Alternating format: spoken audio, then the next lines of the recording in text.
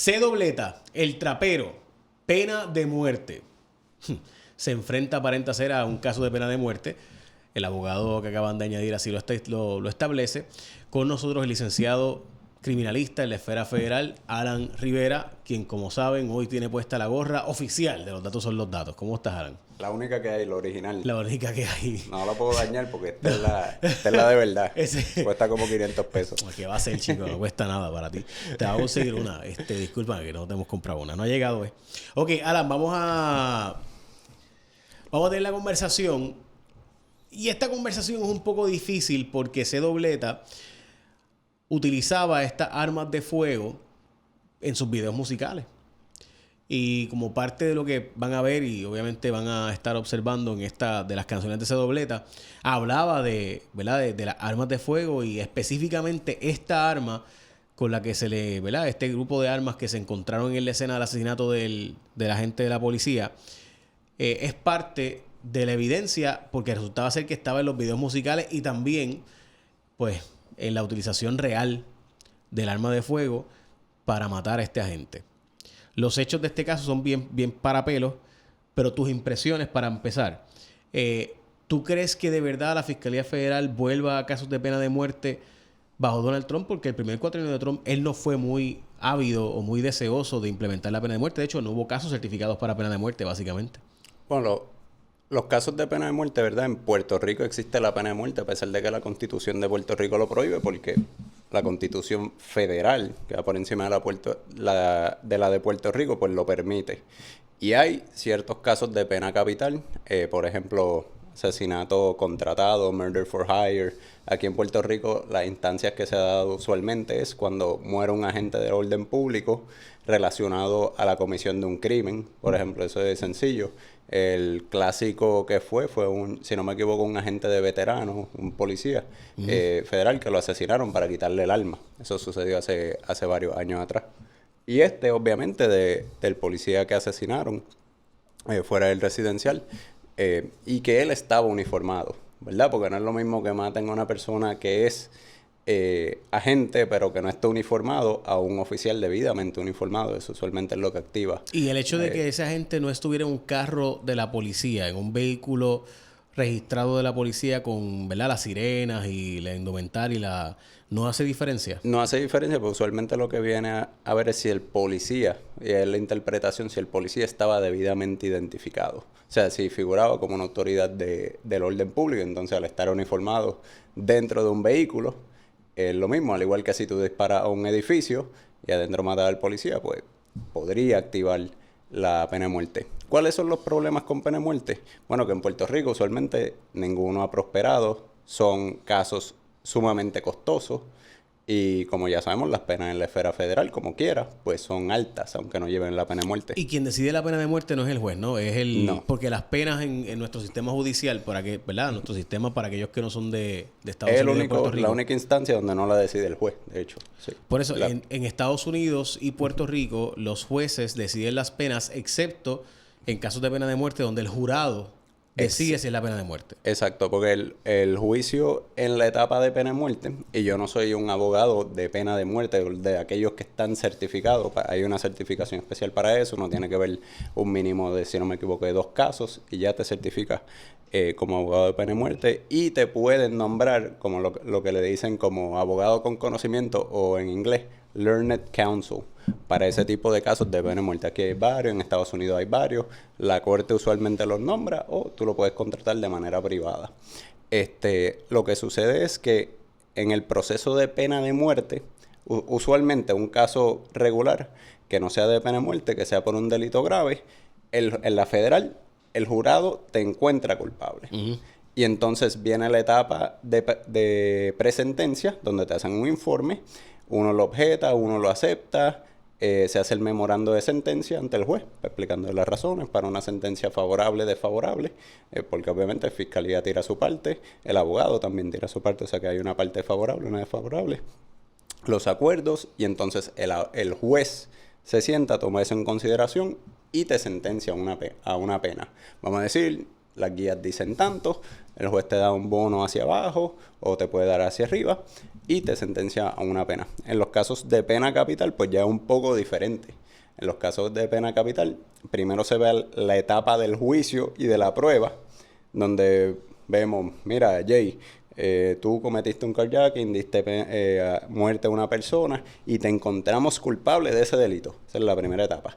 Después, en la segunda etapa, viene, como quien dice, otro mini juicio, que es donde el jurado va a decidir si va a aceptar o no la pena de muerte. Entonces lo que hace es, una vez ya te encuentran culpable de una pena capital, o te sentencian a la pena de muerte o te sentencian a vida en prisión. Y ahí es que usualmente en Puerto Rico se tranca la cosa. No es que se tranca, sino que los jurados votan, ya saliste culpable, no te vamos a dar la pena de muerte. Y saliste culpable a una pena, a un delito que se le puede imponer la pena capital. Pero... Ok, so en la práctica, lo que me estás diciendo entonces es que aunque en Puerto Rico lo normal es que no haya pena de muerte, realmente no ha sido implementada a nivel federal porque depende de que el jurado, o sea, un jurado que son tus pares, ¿no? Los Personas vecinos, los alegados vecinos de la que comunidad. no sean abogados, cualquier persona, ¿no? Exacto. Pues puede ser abogado. Y que no tengan una... Usualmente la gente no sabe esto.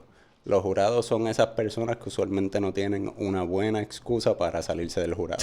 Okay. Y eso reduce sustancialmente el tipo de personas que puede estar en lo que le llaman el pool, la piscina del jurado. Por eso es que dicen que casi siempre son carteros y empleados federales.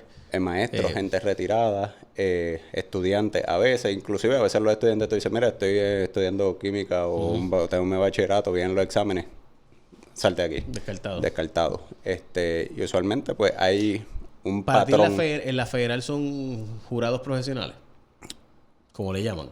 Jurados profesionales, ¿qué te refieres? En el sentido de que son jurados que no son los pares, porque en Puerto Rico los pares es gente que no habla inglés, que no hace básicamente reconocer, o sea, no, la mayor parte de la gente, para los que no saben, de nuevo, Puerto Rico, aunque es un país latinoamericano, somos un territorio norteamericano. Por tanto, y Alan acaba de decir cringe, porque... No, o sea, para nosotros nuestra jurisdicción... Estoy pensando en lo... Y sí, tiene... Aunque hablamos español, nuestro sistema de derecho federal es en inglés. So, cada vez que hay una acusación por parte de los Estados Unidos que ocurre aquí, por ser un territorio de Estados Unidos, muchos delitos se van a la esfera federal. Y en la esfera federal, pues el proceso es en inglés, aunque el 80 y tanto % de la población no habla inglés. Se ha planteado en varias ocasiones. Inglés fluido, sin subtítulos. Porque lo que uno está escuchando en el tribunal lo está escuchando allá a lo lejos. Sí, hay micrófono y todo, pero es un inglés rápido, conversacional, también técnico en ciertas partes. Y no hay subtítulos, no es como que yo sé inglés. Súper técnico. Sí. Hay muchas cosas técnicas. Pero nada, en fin, el Tribunal de Circuito de Apelaciones ha resuelto en varias ocasiones y se ha resuelto básicamente por el Tribunal Federal históricamente que va a seguir siendo en inglés y que los jurados, pues, lo que hay. Eso es lo que hay, sí. Y la realidad es que, pues sí, ciertas personas profesionales, pero la realidad es que a veces es hasta difícil de definir porque cuando tú vas a seleccionar al jurado no se le hace un examen de inglés más allá de que el juez le pregunta, mire, ¿usted sabe hablar inglés? ¿Usted me entiende? ¿Usted puede comprender lo que va a suceder aquí? ¿Usted ha escuchado al abogado y al fiscal? ¿Le es fácil su comprensión? Y el jurado dice, sí.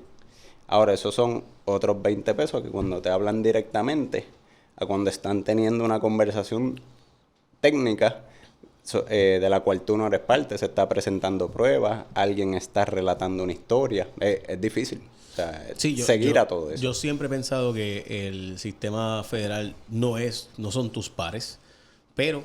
Eso es lo que hay. Eso es la realidad. Ese es el sistema. Sí. Okay. Y te lo digo, no hay otra forma viable sin hacer unas reformas que no le competen al tribunal, sería el Congreso, de implementar esas cosas que yo entiendo que en ciertos puntos son justas, ¿verdad? Son peticiones justas.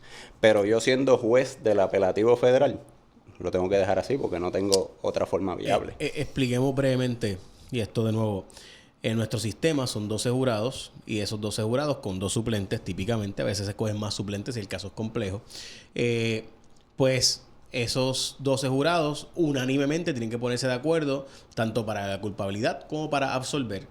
Y se ponen de acuerdo los 12 y por regla general, el 90, qué sé yo ni cuánto por ciento de los casos, se ponen de acuerdo para para decidir culpabilidad.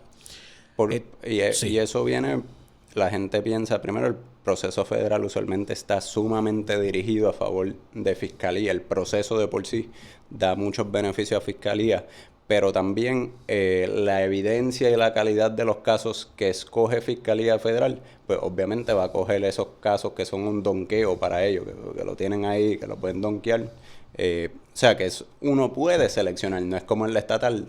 La gente dice, la estatal los fiscales son una porquería, los policías no. No, son jurisdicciones diferentes. En la estatal se ve todo y en la federal se ve casi nada y es lo que el fiscal escoja que se va a ver y que va a investigar. De acuerdo. Ok, varios puntos, pero quiero puntualizar lo siguiente ahora y quiero saber tus impresiones sobre esto. Este caso es de un caso que pasó. Estos son los hechos del caso de C-Dobleta. Se alega que C-Dobleta era parte de un tipo de ganga que estaban disparando en una jurisdicción por la carretera Valdoriotti de Castro, que es la carretera que discurre de San Juan hacia Carolina, Puerto Rico. Y en ese proceso de ir disparando, un policía de apellido Ramos Vélez se les va detrás, pero como parte de un horario donde él no estaba trabajando, ya él estaba fuera de servicio, estaba franco de servicio. Y eso es importante porque él se les va detrás en un carro particular. En su carro. En su vehículo privado. ¿Qué ocurre? Que eso automáticamente, pues, tiene unas particularidades, pero para que se sepa, se alega, y esto de nuevo es el periódico El Vocero, Pedro Menéndez Sanabria escribe la muerte a balazos del agente del negocio de la policía, Eliezer Ramos Vélez, que fue el 29 de marzo del 2024, Viernes Santo. La muerte a balazos del uniformado fue uno de los factores reportados por la policía a la hora de solicitar a la corte no otorgar libertad bajo fianza a la totalidad de los 56 acusados, incluyendo a C-Dobleta. O sea que esto es un grupo de 56 acusados por conspirar para distribuir sustancias controladas. O sea, esto fue una organización criminal que repartía drogas en Sabana Bajo, Lloren Torres, Los Mirtos, Lagos de Blasina, La Esmeralda, El Coral y Jardines de Monteatillo en la zona metropolitana. Eso es Trujillo Alto, San Juan y Carolina. Entre los delitos federales en los que aplica la pena de muerte figura el asesinato de un oficial estatal del orden público u otra persona que ayude, obviamente, a la investigación federal u oficial correccional estatal. Ramos Vélez se encontraba en uniforme y su vehículo personal cuando siguió a miembros de esta organización que habría disparado armas de fuego a lo largo de la avenida Valdoriotti. Al llegar al residencial público Sabana Bajo fue baleado salvajemente en múltiples ocasiones. En la moción en la que se solicitó la denegación de libertad bajo fianza a los acusados, la Fiscalía mencionó en la Corte que la acusación por la muerte del agente Ramos Vélez, que pesa sobre C-Dobleta y los otros 4 individuos, conlleva la posibilidad de pena de muerte. Ok. So, en otras palabras, lo que está diciendo aquí este parte de prensa y la Fiscalía es que aunque la organización de los 56 está arrestada por el tráfico ilegal de drogas en esos residenciales, específicamente C-Dobleta y estos otros individuos de nombre Víctor Pérez Fernández, Adiel González Sáez, Olvin O'Neill Concepción y Daniel López, ellos también participaron del asesinato de este agente. Obviamente veremos a ver, lo que se dice es que C-Dobleta estaba allí, no fue que él fue el que ejecutó, pero presumo yo que esto es una forma también de presionarlo para que testifique. O sea, tú quieres que alguien testifique, se convierte en testigo. El problema de eso es que con 56 acusados testigos vas a hacer, probablemente te dan otro tipo de pena de muerte en la calle. O tienes que escoger entre la pena de muerte de la calle o la pena de muerte del sistema. Sí, hay 20.000 problemas en eso porque sabemos que 56 personas no fueron los que asesinaron al policía. Probablemente fueron 1, 2, 3 que dispararon. Obviamente los motivos usualmente son protección del punto de droga, mandar un mensaje, todo eso. Supuestamente era, bueno, sí, es que lo confunden. Que va a ser parte de la evidencia. Cuando venga la evidencia y, ¿verdad? Si escoge. ¿Y por qué yo insisto el tema de los pares? Porque difícilmente alguien que trabaja en el bajo mundo o sea de una zona parecida a la que se crió y se desarrolló C-Dobleta, sea parte del jurado. Pero todo el mundo sabe que si tú te vas detrás de 4 muchachos que están disparando y que dirigen un punto de drogas, que ellos van a pensar si alguien se les va detrás y los persigue hasta Sabana Abajo. No, claro que Pues es que parte alguien del también. punto rival y que viene para matarnos, hay que matarlo nosotros. Pero eso son partes de, ¿verdad? Jugar este tipo de juegos, pertenecer a estas organizaciones criminales que los, ¿verdad? Yo estoy seguro que esas personas quizás no querían asesinar a un policía, pero es parte de lo que uno se juega y no es tan solo eso, asesinan a personas inocentes que no tienen nada que ver con el tráfico de droga. Por eso es que la criminalidad en gran parte en Puerto Rico está fuera de control, porque se le da muerte tanto a otras personas rivales, pero de vez en cuando se esquiva, se cuela una persona que no es. Pero sería, de nuevo, de acuerdo. Yo estoy de acuerdo contigo, por si acaso. Pero si una pena de muerte injusta, si en efecto ellos no sabían que esto era un agente de la policía y se le fue detrás pensando que quien se le fue detrás era alguien del bando enemigo, ¿sería realmente pena de muerte? O sea, un jurado, o eso es un factor mitigante. Porque lo que se dice es, ok, hay dos versiones. Sí, podría ser un factor mitigante en la etapa de mitigación una vez se encuentra culpable, pero ya te encontraron culpable por el asesinato de una persona, el cual te expone a pena capital. Y eso puede ser un factor mitigante, porque en la parte de mitigación, para pena de muerte, uno puede presentar casi todo, lo que uno quiera. Sí, va a presentar su trasfondo, su estilo de vida, bla, bla, todo eso, chévere. Mi punto es, y quiero ser lo más razonable posible, yo creo que si tú eres parte de una organización criminal y tú estás disparando por ahí y de repente aparece un carro que te va detrás de ti y te persigue hasta Sabana Abajo, la probabilidad de que sea uno del bando enemigo y que lo tiroteen es bien alta. Especialmente si no es un carro de la policía. So, mi punto es que sería un caso de pena de muerte injusto a menos que la versión, que es otra versión que corre, que es que dispararon cuando lo hieren, entonces lo rematan y ahí saben ya que es un agente de la policía. Puede. Y ese fue y ahí está. Y eso es lo que no sabemos, ¿verdad? Ese es el, ¿verdad? La evidencia que está desfilando es esa versión. Sí. Y en esa versión, que hay que obviamente esperar el proceso de prueba, el descubrimiento y toda cosa. En esa versión, la pregunta es, ¿los 4 que andaban en el carro son los que son condenados a pena de muerte o es quien jaró el gatillo y entonces estamos acusando a los 4 para que uno de los 4 testifique y sea testigo? Puede ser que ya tengan también al que disparó y que los otros son co-conspiradores o que dispararon más de uno. O sea, supuestamente hubo 2 que dispararon. Y entonces el problema que viene en este tipo de conspiraciones, que uno puede ser acusado porque tú tienes un vehículo, uno que conduce, que no dispara, pero le está conduciendo al otro que está disparando para llevar a cabo un asesinato. ¿Cuál es más culpable de qué? Ambos son realmente culpables por estar en la conspiración, en ese acuerdo ilícito para llevar a cabo un acto criminal. De nuevo, yo no estoy aquí justificando el acto sin duda deleznable de matar a un ser humano, punto. Lo que pasa es que estoy tratando de aquí, poniéndome el sombrero de abogado, de tratar de explicar por qué los casos de pena de muerte requieren unas características específicas. Y esas características específicas, que creo que son importantes establecerlas, en este caso pudiera haber una posibilidad de que no termine siendo pena de muerte porque la circunstancia mitigante, que en este caso sería que ellos no sabían que era un agente de la policía y pensaron que era un muchacho del otro punto de drogas que venía a matarlos a ellos. No, lo que pasa es que el primer circuito ha decidido en la afirmativa que una persona uniformada, una persona uniformada y que razonablemente el uniforme ya da una, como quien dice, una autoridad. Sí, una presencia de autoridad. No es la patrulla, no es donde esté, es el uniforme que lleva. Por eso es que hay una distinción. ¿No distinción. sabían necesariamente o al verlo? O sea, tu punto es que si lo remataron en el carro ya viendo un uniforme, pues ya sabían. No, ya están, ya es mucho más difícil. Si eso no fuera los hechos, entonces... No, con todo y eso entiendo que como quiera aplica el mismo estándar que ha establecido el primer circuito sobre utilizar el uniforme o utilizar distintivos como una placa.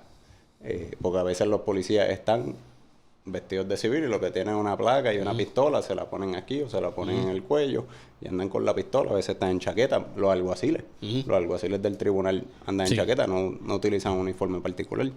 Eso los hace blanco específico de que no sean figura de autoridad. No, claro que no son figura de autoridad, nada más por tener su plaquita, que es pequeña, y su pistola. Están uniformados. Este caso, el asesinato de Eliezer Ramos Vélez fue súper notorio. Y se ocupó el residencial por un tiempo. Así es, a ese nivel. la policía, obviamente, mataron a un agente. La policía, y un agente que era condecorado. Así que estaba haciendo una buena labor luego de su trabajo, que es importante, porque estamos viendo una persona que... Sí, que su que- compromiso con el trabajo es que escucha un tiroteo y se le va a llamar a la policía y se va detrás de los muchachos para intervenirlo. Exacto. En vez de simplemente, pues no me importa, me voy para casa. Que Lo pudo haber hecho. Que pudo haber seguido Sí, para su casa. pudo estaba haber franco de servicio. ignorado, pues, que lo bregue otro, o llamaba y se iba, que también puede suceder, ¿no? Pero esto es una persona que enfrentó, ¿verdad? Y que haciendo honra a su uniforme, enfrentó las circunstancias y pagó con su vida. Pero pues esos son los buenos policías, son los policías que día a día trabajan para nosotros. Tu impresión, si los hechos son los que se han dicho, que supuestamente, ¿verdad? El arma que ellos andaban siempre con ella, que hasta salían videos de estas armas que fueron encontradas allí como armas homicidas, y que en efecto se encontraron allí, que las dejaron tiradas cuando se dieron cuenta de que era un agente de la policía, y demás. Y que en efecto lo remataron cuando ya se acercaron y vieron que estaba uniformado y todo. Tu impresión es que la gente de Puerto Rico y los jurados, por tu historial como abogado de defensa en la federal, ¿estarían dispuestos a decidir pena de muerte? ¿O todavía en Puerto Rico no hay una cultura a favor de la pena de muerte? Yo creo que en general en Puerto Rico hay una cultura en contra de la pena de muerte, y eso es bueno, ¿verdad? Aparte de nuestros valores como comunidad, como cristianos y eso, pero en realidad pues le toca a ese jurado, ¿verdad? En su etapa de pena de muerte, en su etapa de mitigación y de culpa, determinar qué es lo que van a hacer, ¿verdad? Y es una cuestión sumamente difícil. Mi opinión es que, pues, puede resultar en una convicción, pero está difícil con todo y eso en Puerto Rico implementar la pena de muerte por los valores que tenemos. Y sería lo que yo pensaría, ¿verdad? O sea, que usualmente la defensa, pues, tiene más oportunidad. ¿Qué es lo que debe suceder? La defensa debe tener más oportunidad para evitar que se pierda la vida de un ser humano. Yo soy de los que piensa que es difícil encontrar un caso de pena de muerte, y creo que todo va a depender, ¿verdad? De nuevo, que el jurado en Puerto Rico tiende a ser un jurado profesional. En jurados profesionales, lo que pasó en el caso de Verdejo, que fue básicamente uno que se trancó en el delito de carjacking, pues puede ser que uno se vuelva a trancar, como ocurrió en el caso aquel reciente que tú mencionas de pena de muerte, que fue el último que se vio en Puerto Rico, que por un jurado no se fue unánime. Pero es interesante que hay 11 que están convencidos. Por eso. O sea, que podemos, si lo ponemos como en el macro de la sociedad, diríamos que hay 93% que está a favor de pena de muerte y poquito. Yo creo que la gente en Puerto Rico, su mayoría, va a estar en contra de la pena de muerte dependiendo de los hechos. Exacto. O sea, yo creo que en gran medida, por ejemplo, filosóficamente, yo creo que hay gente que se merece la muerte. Hay gente que no merece la vida. Claro. Por su grave menosprecio social. Sí. Pero... Y el peligro social pero como sabemos que se implementa típicamente para los menos acaudalados y que los más que tienen recursos pues logran una mejor defensa, pues por eso no creo en la implementación de la pena de muerte como algo filosófico. O sea, filosóficamente yo puedo entender, o sea, filosóficamente a favor de la pena de muerte. En la práctica, en contra. Porque sé que en la práctica pues se va a condenar a ciertas personas sí, ciertas personas no. Y los que tengan acceso a recursos pues no. Y los que no tengan recursos sí. Pues entonces por eso pues es un issue. Pues entonces depende de dónde uno se críe o de dónde uno sea, la determinación más que los actos per se. Y por eso pues es un issue para mí la pena de muerte. Sí. Yo no doy excusas socioeconómicas de dónde uno viene, porque eso sería entonces juzgar a todo el mundo dependiendo del barrio que vengan. Y en la realidad hay gente buena, hay gente mala. Por eso, el que tenga los chavitos típicamente logra mejor defensa para evitar la pena de muerte. El bien existe y el mal existe también. Claro. Y hay veces que la pena de muerte es necesaria para imponer cierto orden en la sociedad, que posiblemente en Puerto Rico sea muy necesario, y que estamos faltos de orden en partes importantes. Y así como uno dice, sí, son pobres, que si esto, que si lo otro, pero en realidad la mayoría de las víctimas de crímenes, ¿quiénes son? También son los pobres. También son los pobres. Seguro. Sí. El desorden castiga al pobre, no al rico. Pero de nuevo, o sea, mi punto es, filosóficamente, yo creo que el puertorriqueño no le gusta la idea de la pena de muerte. A nadie le gusta, en realidad. O sea, yo no quiero que nadie muera. Yo creo que hay gente que sí. Yo creo que hay gente que le encanta eso y de hecho hasta piden que se transmitan las ejecuciones. O sea, whatever. Pero sí. Que se podría... Antes aquí ejecutaban la gente en las plazas públicas. O sea, eso... A todo el mundo, se te ven las películas del viejo oeste, donde ahorcaban la gente. En el árbol de la esquina. La Inquisición. La Inquisición quemaba a las brujas en la hoguera, en medio de la Plaza Mayor. O sea, son parte de las cosas. De hecho, El circo romano, ni hablar de esa historia. Nosotros estamos viviendo en la excepción de la historia, donde antes no existían cárceles. La cárcel era un invento moderno. Sí, antes la pena era de todo delito de la muerte y para afuera. Exacto. Eso es el problema. Cortarte un pedazo de carne, etcétera. Gracias, Alan. Gracias. Veremos a ver qué decide el jurado en el caso de ese dobleta. Una muerte o un caso de pena de muerte injusto, pues depende de donde tú lo veas.